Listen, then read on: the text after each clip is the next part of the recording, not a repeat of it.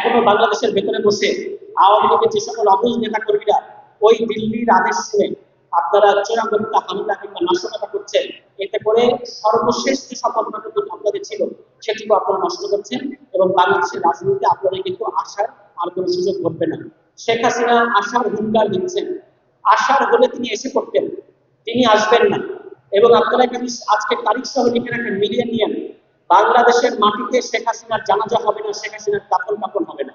তাকে ওই দিল্লিতেই মরে যেতে হবে এবং তার লাশ হয়তো কোনো এক পুকুরে কিংবা কোনো এক নদীতে ভাসিয়ে দেবে দিল্লি। এর বাইরে অন্যথায় অন্য কিছু ঘটতে যাচ্ছে না। যতই তিনি হুঙ্কার দেখ না কেন, তার আসার কোনো সাহস নাই। এবং তাকে ভারত এখন রাখছে বটে, কিন্তু ভারত কিন্তু তাকে দালাই লামার মতো ব্যবহার করতে পারবে না। দালাই লামার প্রতি বিশ্ববাসীর যে গ্রহণযোগ্যতা ছিল, শেখ হাসিনার সেই গ্রহণযোগ্যতা নাই। গ্রহণযোগ্যতা নাই বলে আজকে ভারতের জন্য এক আপদ হয়ে গেছেন শেখ হাসিনা। ভারত তাকে কোথাও পাঠাতে পারছে না, দুনিয়ার কোনো দেশ তাকে নিতে রাজি হচ্ছে না। ফলে দিল্লির কোন অন্ধকার প্রকোষ্ঠে কোন বাড়ির কাজের রুয়া হিসেবে শেখ হাসিনাকে এখন তারা কাজে ব্যবহার করছেন সেটা কিন্তু আমরা জানি না। এর বাইরে শেখ হাসিনার জন্য আর কোনো মর্যাদা অবশিষ্ট নাই।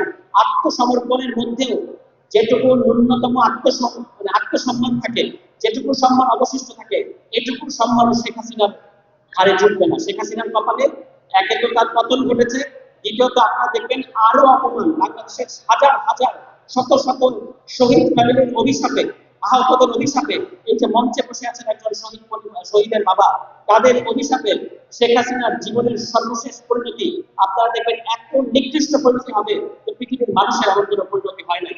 সবাই ভালো থাকবেন। আসসালামু আলাইকুম।